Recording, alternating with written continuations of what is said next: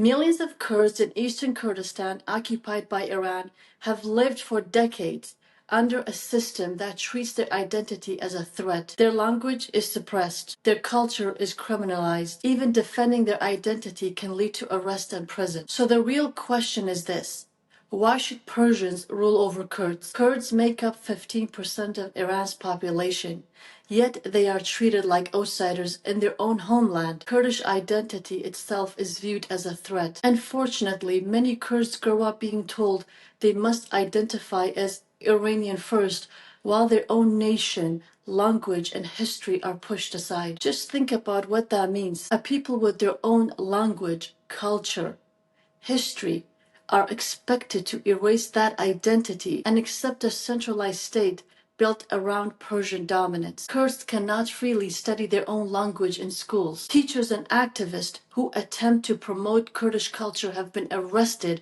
and imprisoned simply for teaching the Kurdish language. Some estimates suggest that nearly half of Iran's political prisoners are Kurdish, despite Kurds making up only a fraction of the population. Why?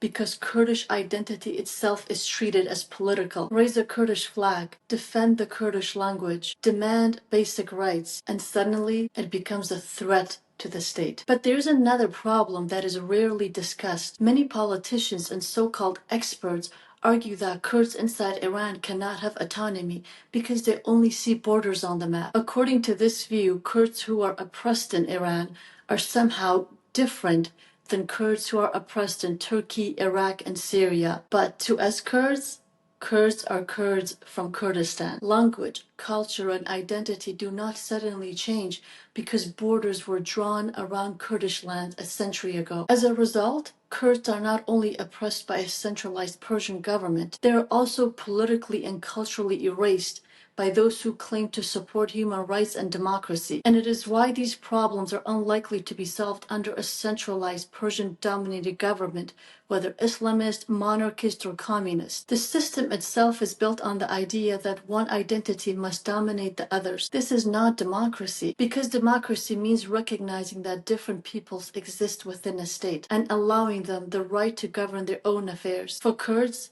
that begins with one principle, and that's autonomy. Because until Kurds achieve some sort of autonomy, these problems will continue: the suppression of language and the denial of Kurdish identity. And the central question will remain: why should Persians rule over Kurds? Until that question is honestly answered, the Kurdish struggle for rights, dignity, and self-determination will continue.